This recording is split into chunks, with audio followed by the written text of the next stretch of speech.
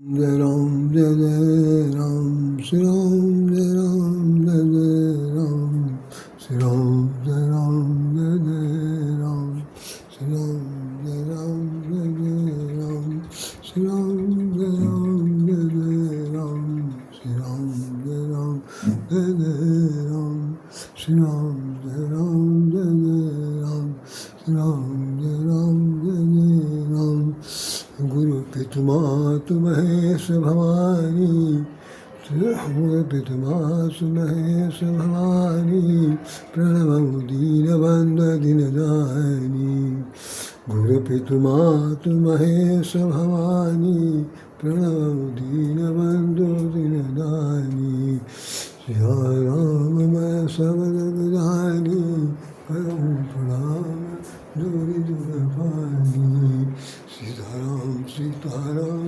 सीताराम कहिए नहीं विधि रखे राम वही विधि नहीं सीताराम सीताराम सीताराम कहिए नहीं विधि रखे राम वही विधि नहीं सीताराम सीताराम सीताराम कहिए जय विधि रखे राम वही विधि नहीं है सीताराम सीताराम सीताराम कहिए जय विधि रखे राम वही विधि नहीं है हरि ओम तत्सत् हरि ओम तत्सत् हरि ओम तत्सत् हरि ओम तत्सत् जपा कर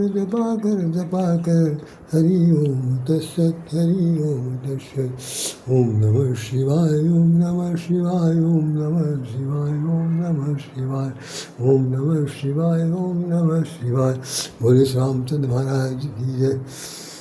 आज आपके सामने सावन के जो क्रम चल रहा है उसमें से एक बिल्कुल नया हमने उदाहरण सामने आपके रखा है और ये पिछले वर्ष छपा था दैनिक जागरण में। सावन मास आज से शुरू उसमें लिख के आया था सावन में शिव बनिए, ये उसने आदेश दिया था।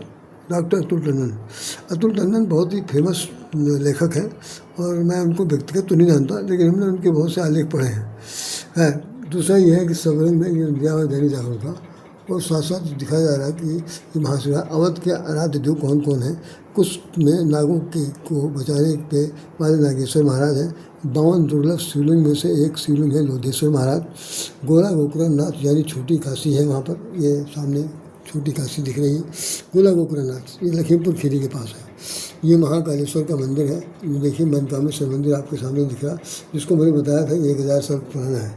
और ये रत्नेश्वर मंदिर है, कोतवाल साहब का मंदिर है, द्वादश ज्योतिर्लिंग मंदिर है, बुद्धेश्वर मंदिर है, बड़ा शिवाला मंदिर है, राजधानी में भी छोटी काशी है, इत्यादि बातें सब आपने इसमें एक दिया गया। इन सब चीज़ों के साथ साथ एक और है कि सत्यधाम तुम परम कृपाला, सत्यधाम तुम परम कृपाला। ये आर्टिकल मेरा छपा था कि ये कब छपा है, स्वतंत्र भारत में 4/6/8/2007 को सावन में छपा क्योंकि अगस्त का महीना है। 6 अगस्त 2007 को छपा था स्वतंत्र भारत में। अच्छा, स्वतंत्र भारत का यहाँ पर वो भी दिया क्या नाम उसका प्रिंट लाइन दी है, इसलिए तो जाहिर है इसमें आप हमारा नाम देख लीजिए साहब, निश्चित रूप से नाम दिखाई पड़ा। ये आर्टिकल मेरा छपा हुआ है, देख लिया आपने। तो इसमें हमने सत्यधाम तुम परम कृपाला जो मैं कल बोल रहा था वही एक टिप्पणी थी, इसलिए मैंने इसको निकाला और आपको बता दे रहा हूँ। चलिए आइए इस पर चर्चा करते हैं कि अवध के आराध्य देव, पूरे उत्तर प्रदेश की बात है। उत्तर प्रदेश के तमाम सारे शिवालयों का इसके अंदर जिक्र किया गया है और भगवान शंकर को त्रिशूलधारी देखा है, खड़ू खड़ा हुआ देखा है। इसके अंदर भगवान शिव जो है पूजा आराधना करते हुए दिखाई पड़े। उसमें लिखा है सावन में शिव बनिए। और यहाँ पर मेरा माता पार्वती, शंकर भगवान एक शिवलिंग के अंदर दिखाई पड़ रहे हैं, गणेश जी भी विराजमान है। चलिए आइए हम लोग चर्चा करें क्या बात है। देखिए, भूमिका तो ज़्यादा नहीं कहूँगा मैं, क्योंकि ये क्रम बराबर चल रहा है, कथा चल रही है। मुनि क्या नाम अगस्त मुनि के आश्रम में भगवान शंकर गए हुए और वहाँ पर कथा हुई। भगवान शंकर जैसा कि आपने सुना कैलाश पर्वत से चलकर केरल के पास आते हैं दंडकारण्य वन है, वहीं पर अगस्त्यमुनि का भी आश्रम है। तो उसमें वहाँ पर कथा सुनने आ रहे हैं। कथा उन्होंने वहाँ पर सुनी, 10-15 दिन वहाँ पर रुके। उसके बाद वो लोग अब दोनों चल रहे हैं। कहानी का मूलभूत उद्देश्य है कि एक ने कथा सुनी, एक ने कथा नहीं सुनी। कथा जिसने नहीं सुनी वो उनके अर्धांगिनी है, जिन्होंने कथा सुनी वो उनके राधे देव हैं, पति परमेश्वर है। जिन्होंने कथा सुनाई वो अगस्त्य मुनि हैं। उन्होंने भगवान शंकर को पूजो मुनि अखिलेश्वर जानी। यही मेन झगड़ा यहीं से है, और कोई बात नहीं, कि भगवान शंकर को उन्होंने अखिलेश्वर, अखिल विश्व ब्रह्मांड की देवता मान करके मुनीश्वर ने उनकी पूजा की। पूजा करने के बाद पूजा स्थान बैठा दिया। बाद में कथा प्रारंभ होनी, तो कथा प्रारंभ होने के बाद भगवान शंकर जो है वो नीचे बैठे और व्यासपीठ पर मुनिवर बैठते हैं। तो व्यासपीठ के ठीक सामने बगल में या बगल कहीं जो भी कहिए कि वहीं पर वो देवी जी बैठती है। भगवान शंकर सबसे नीचे बैठे, कथा सुनी। हमने भी कल तक बता दिया था कि व्यास से कि जो कथा सुनाते हैं उनसे श्रोता की जो बैठने का स्थान है वो थोड़ा सा निम्न होना चाहिए, बराबर नहीं हो सकता। बस इतनी बात तो कही, इतनी बात तो मैंने सही राज्य जो करवा नहीं, जो बिल्कुल नियमबद्ध है। एक चीज़ और लिखी हुई है कि श्रोता वक्ता एक सम, श्रोता और वक्ता दोनों की बुद्धि एक जैसी होनी चाहिए, अन्यथा समझ में कुछ नहीं आएगा, कुछ नहीं आएगा। और वो कहने वाला बक्केगा और सुनने वाला इधर से गया। चलते समय वो यही कहेगा कि सर निंदा करता है बुझावा, जैसा मैंने भी कहा था कि बाद में चलते समय कोई पूछ लेगा क्या सुना, तो ये कहेगा ऐसा है कि अब दोबारा ना पूछना। समय पूरा बर्बाद हो गया, दिमाग खराब हो गया, पता नहीं कौन सी कथा सुना रहे थे, बिल्कुल बोगस। अब हम आइंदा से नहीं जाएंगे और मुझे कहना भी नहीं। ये निंदक की स्थिति।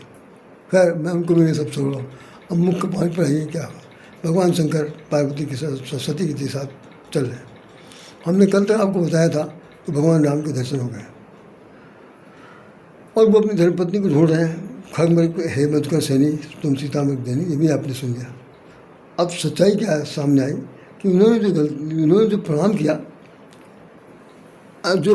वो बहुत महत्वपूर्ण है भगवान शंकर ने। बस उसी से लड़ाई का झगड़ा शुरू हुआ। हम आपको बताते हैं उनकी मनस्थिति क्या थी।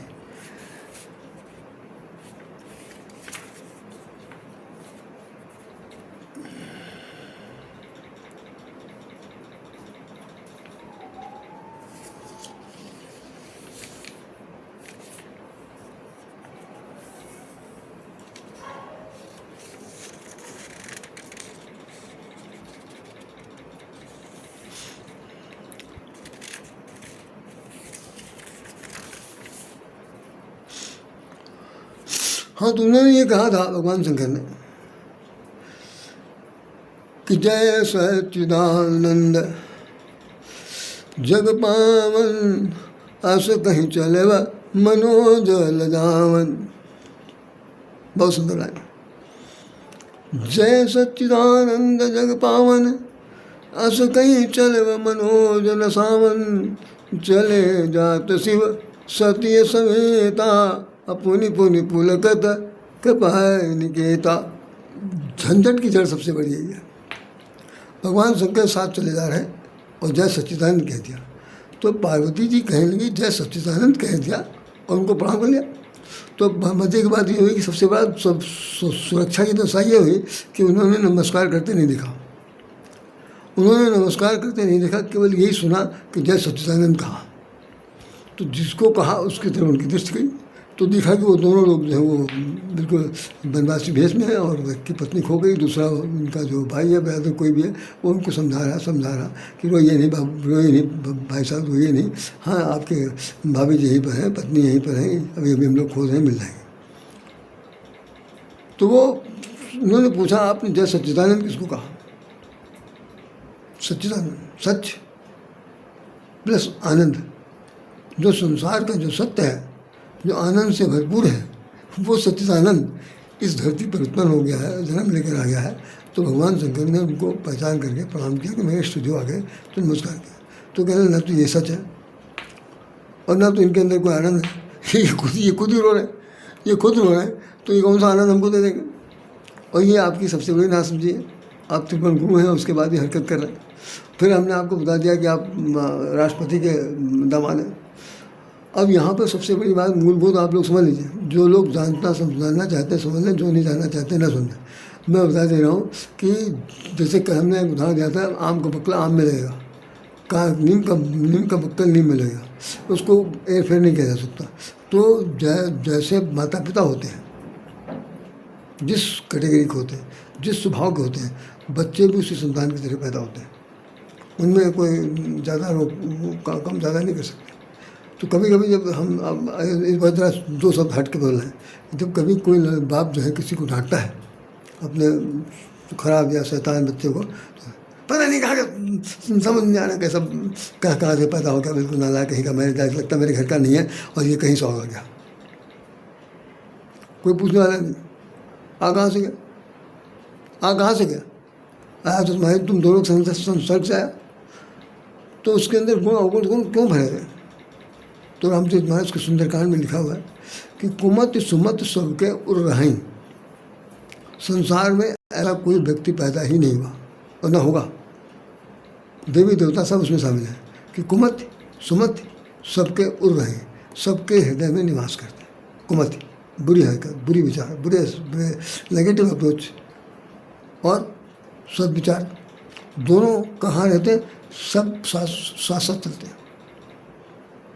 जिसका जो नंबर आ जाए, अदरवाइज जो बुरी हरकत का प्रभाव ज़्यादा हो गया तो वो तमोगुणी हो जाएगा, और नहीं उसके बाद नीचे दब जाएगी, उसके असली चीज़ समझ पकड़ से बाहर हो जाएगी। अब आपको एक उदाहरण और दे दूँ। मान लीजिए घर के अंदर जो तमाम सारे भोजन की सामग्री बता रहा हूँ आपको। घर में मान लीजिए आपके 25 प्रकार के मसाले हैं, उसमें 2-4 नाम गिना दे रहा हूँ। काली मिर्च भी है, हल्दी भी है, धनिया भी है,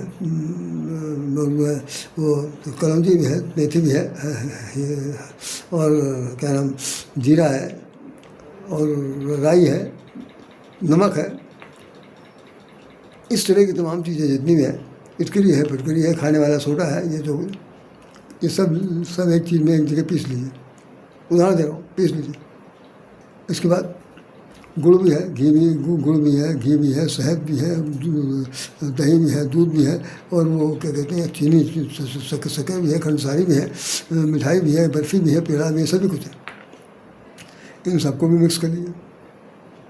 मिक्स करने के बाद उधर वहाँ मसाले, इधर यहाँ ये मिठाई, सबको मिला करके आटा गूँथ लीजिए।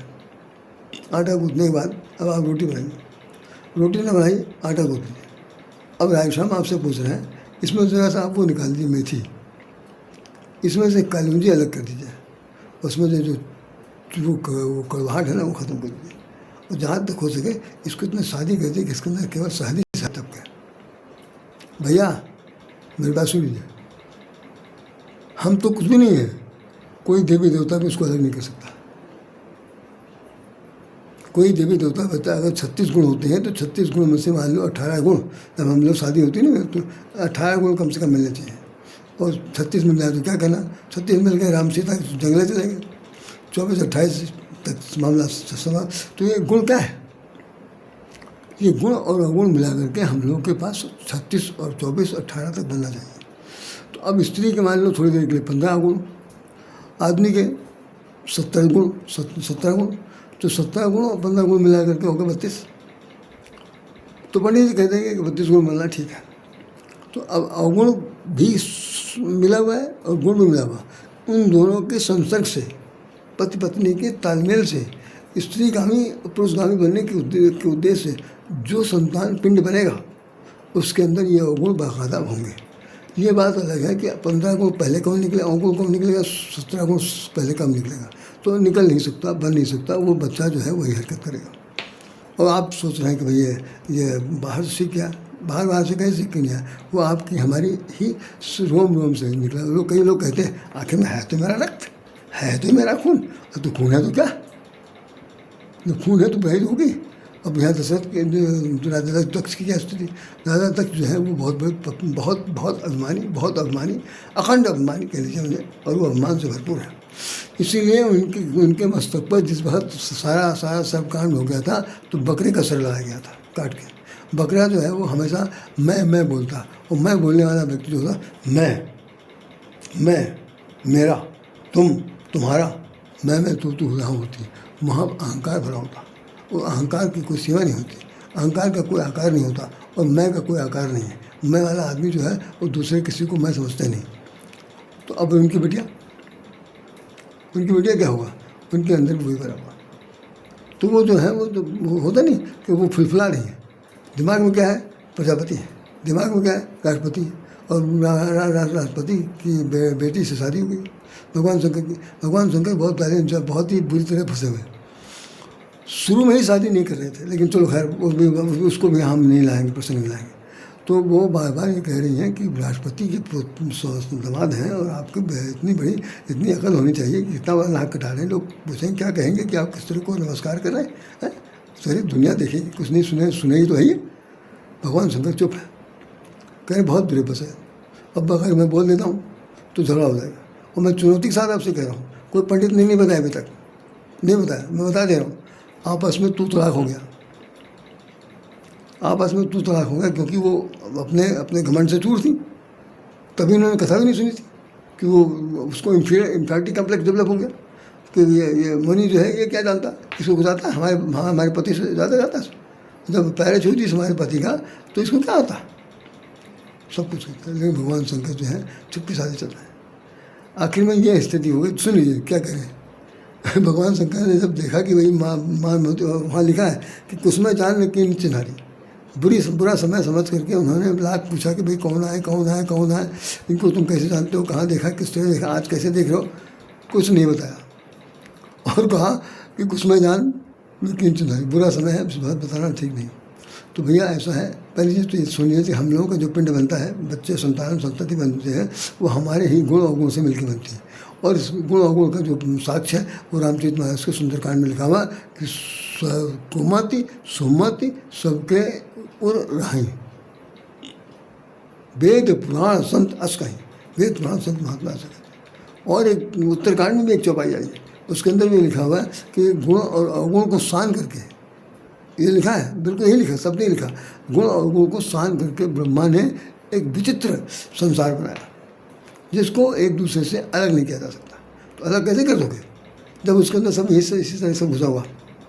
तो कोई किसी ने, तो कोई अगर कहेगा मैं दूध को धोया हूँ, मैं बड़ा पवित्र आत्मा हूँ, मेरे बराबर कोई नहीं है, तो सबसे ज़्यादा गधा, सबसे ज़्यादा झूठा और सबसे मूर्खाधियाज है, उसको समझाया नहीं जा सकता। जो लोग भगल बनाए घूम रहे हैं, ऊपरी होटल लगाए घूम रहे हैं, मैं उनकी बातें नहीं करता। वो तो भाई गले माला पहन के चले तो भी कोई बात नहीं, और गले किसी की माला उतार खुद पहन लें तो भी कोई बात नहीं, उनकी तो बात ही छोड़ दीजिए। लेकिन जो वास्तविकता के तौर पर है, उनसे ये उम्मीद की जाती है कम से कम वो अवगुण को कम प्रस्तुत करें और गुण को सामने। लेकिन होता क्या है कि परिस्थिति बस दोनों भर के सामने आ जाते हैं, गुणों को सामने आ जाते हैं। तो भाई ये भगवान शंकर जो है कुछ नहीं बोले। अच्छा, और एक खास बात हुई कि जो आपस में तकरार होता है, पति पत्नी में तो हो ही जाता है, उसमें कोई बड़ी बात नहीं है। जहाँ टुनफुन हुआ तो कुछ न कुछ हो जाएगा। भगवान शंकर ने, अच्छा भगवान शंकर, भगवान विष्णु और भगवान ये ब्रह्मा, ये तीनों लोग तीन रूप हैं। भगवान ब्रह्मा जो है वो कामदेव के रूप में है। भगवान विष्णु जो है वो लोक के अवतार है, और भगवान शंकर उसके क्रोध के अवतार है। भगवान शंकर ने कहा जब मेरी प्रकृति ही क्रोध की है, और अगर मैं किसी इन सब इस तरह के तू थोड़ा गुस्सेबाजी में हमने कहीं घर में गुस्सा गर्मी दिखा दी, या मेरा गुस्सा आ गया, क्रोध आ गया, तो निश्चित समझ लीजिए प्रलय आ जाएगा, ब्रह्मांड हिल जाएगा। और ये इस बात को समझ लीजिए। हम अपने आप को किसी तरह से ठंडा किए रहने के लिए कथा सुन रहे हैं, भागवत सुन रहे हैं, जा रहे हैं जहाँ इनको लेकिन अपनी बकवास में लगेंगे, तो वो अपने आप को हर तरह से बचा रहे हैं। आखिर में क्या हुआ सुन लीजिए। अब आखिर में ये हुआ कि उन्होंने कहा लागन उपदेश जदपि कहो शिव बार बार। देखिए आदमी हार करके भी बार बार कह रहा कि क्या औरत जात को मुँह लगे, बार बार कहा, समझ में नहीं आया। लगाओ न उर, दिल दिमाग में समझ में ही नहीं आया। लगाओ न उर उपदेश जदपि कहो शिव बार बार, भगवान शंकर ने बारंबार उनको समझाया कि भाई ये ब्रह्मा है, ये ब्रह्म है, परम ब्रह्म है, सृष्टि के निर्माता है, इन्होंने हम सबको बनाया, ये यही है जो आज लीला कर रहे हैं। लेकिन ये बात समझ में नहीं आई, तो देखा बोले बिहस महेश हरि माया बल जान लीजिए। भगवान शंकर जो है अब झूठी हंसी हंस रहा है। बहुत हंस करके उन्होंने कहा कि माया का चक्कर है, अभी बहुत माया जो है वो इनको नचा रही है। तो उन्होंने क्या कहा, भगवान शंकर ने पार्वती से कहा, पार्वती बाबा ने कहा सती जी से कहा, ऐसा करिए देवी कि जो तुम्हें मन अति संदेह हो, जो तुम्हें मन अति संदेह हो तो किन जाए परीक्षा ले। तो अगर तुम्हारे मन में किसी प्रकार का संदेह है और वो संदेह हमारे कहने से दूर नहीं होगा, जबकि तुम मुझे गुरु कह चुके हो, उसके बाद भी जो मेरा कथन, मेरा उपदेश आपके समझ में सब नहीं है, उपदेश ऊपर ही आया, वो लाग ना और उपदेश समझ में नहीं आया, मेरा कथन समझ में नहीं आया, मेरा समझाने का तरीका आपकी समझ में नहीं आया, आप मेरी बात को बिल्कुल विश्वास नहीं मान रहे। तो कह रही है, कहा उन्होंने कि जो तुम्हें मन अति संदेह हो तो किन जाए परीक्षा लो, जाइए उनकी परीक्षा लो। तब लगी बैठ अहूँ बड़ छाई, जब लगी तुम अयो मन माई, अयो मोह पाई। भगवान शंकर ने कहा कि सबसे ज़्यादा लड़ाई झगड़ा सच्चाई है, उसकी इन्हीं को ये मौका दे दिया। जाओ तुम जाओ, मैं इस बट वृक्ष के नीचे बैठा हूँ छाई में, बैठ के अपना राम राम जपूँगा और तुम अपना परीक्षा लेकर के आओ और मेरे पास हो, तब तक देखते हैं। चलते चलते उन्होंने एक बात कह दिया, क्योंकि भगवान शंकर है, कोई मजाक बात तो नहीं है। क्या कह रहे हैं, जय से जाय मोह भ्रम भारी, जय से जाय मोह भ्रम भारी, करे वसु जतन विवेक विचारी। क्योंकि स्त्री में विवेक नहीं होता, उसमें अभी कह दिया है, अभी मैंने कल बताया था कि जब जड़ सम नारी अयानी, मैं जड़ रूपी नारी हूँ और अज्ञानी हूँ, कृपा करके मेरी अज्ञानता जड़ पर ख्याल न करिएगा और मुझे कथा सुनाइए। तो भगवान शंकर ने यहाँ पर कह दिया कि विवेक के साथ वहाँ पर उनकी परीक्षा लीजिएगा, क्योंकि हम लोग परीक्षा नहीं लेते, हमारे भगवान हम क्या परीक्षा लेंगे। परीक्षा जिसने लिया वो सबसे ज़्यादा घाटे में रहा और मारा गया। भगवान की इच्छा और कृपा, इन्हीं दोनों की तलाश में ज़िंदगी जीना चाहिए, और इससे ज़्यादा कुछ हरकत करने की कोशिश करेंगे तो भगवान कहेंगे कि अब तो इनको निपटाओ कायदे से, फिर कायदे से निपटाओ। फिर वो अपना जो पासा पलटते हैं तो अच्छा खासा आदमी जो है वो, गीता भगवान ने लिखा है, सब मम प्रिय मम बुझाए, भाई उसमें रामायण है, उसमें लिखा है कि जो मेरा प्रेमी है वो मुझे जिस तरह से चाहता है मैं उसको उसी प्रकार मिलता हूँ, और जो किसी तरह गलती करता है उसको मैं नीच से नीच योनि में जन्म देता हूँ। अब बताओ, और वो सच्चिदानंद है, वो जय घनश्याम में आए और यहाँ ये बात हो रही। तो हुआ क्या कि सती जी परीक्षा लेने गई, तो उन्होंने अपने मन में सोचा कि परीक्षा किस बात के लिए। अब भाई राजा की लड़की है ना, तो दिमाग में तो भाई है। अच्छा हाँ, ये बात बता दूँ कि जो राष्ट्रपति बना है, जो दक्ष राजा, दक्ष नाम दक्ष इसलिए बना कि वो सभी विद्या में पारंगत होंगे तभी दक्ष कहा गया, और ना भी होंगे तो दक्ष बाप ने रख दिया तो रख दिया। कई बार ऐसा होता है कि आदमी एक कांधा है लेकिन उसको कह रहे हैं भाई नैन सुख कहाँ है, तो नैन सुख को तो मतलब ही नहीं कुछ, लेकिन ना कहा जाता। खैर, तो चौपाई लिखी है रामचरित मानस में, आप लोगों ने पढ़ा होगा, इसमें लिखा है साफ कि प्रभुता पाही काह मद नाही, प्रभुता पाही काह मद नाही। संसार में ऐसा कौन व्यक्ति है जिसको प्रभुता मिल जाए, सत्ता मिल जाए, आश्रय मिल जाए, कीर्ति मिल जाए, पद मिल जाए, नाम मिल जाए, और जरा सा धन धान से संपन्न हो जाए, सब तरफ से वाहवाही मिल जाए, जिसको देखो वही उनको हाथों हाथ उठाए ले चला घूम रहा हो, तो आदमी जो है फूल का कुप्पा हो जाता। मेरी बराबर कोई नहीं है भाई, सारा संसार मुझे सिर झुका रहा। और भगवान को देख लो, ऐसे भिखारी बने घूम रहे हैं, मेरी पत्नी कहाँ। और सच्चिदानंद है, वो ये कहा जा रहा है कि प्रभुता पाए काम होना है। और चौपाई कहाँ आई, चौपाई कहाँ पर आई, लक्ष्मण जी कह रहे हैं, भरत लाल जी आ रहे हैं चतुरंगिणी सेना लेकर के, बस पेड़ पर बैठे करें, ओह प्रभुता पाए काहे मत पाए, राज मिल गया ना। अब आए हैं काहे के लिए, अकंटक राज करने के लिए आ रहे हैं। कि हम दोनों को ही मार काट के गिरा देंगे पूरी सेना समेत। उसके बाद यह है कि यहाँ ज़िंदगी पर अब हम लोग लौट के जाएंगे नहीं, फिर वहाँ अपना एक अकंटक राज करेंगे। ये एक तरफा सोच हो रही। तो वहीं पर लिखा हुआ कि प्रभुता पाए काम मत नहीं, इनको भी, जबकि ये मतदान तो नहीं है लेकिन इनको मत आ गया क्योंकि राज मिल गया। तो इससे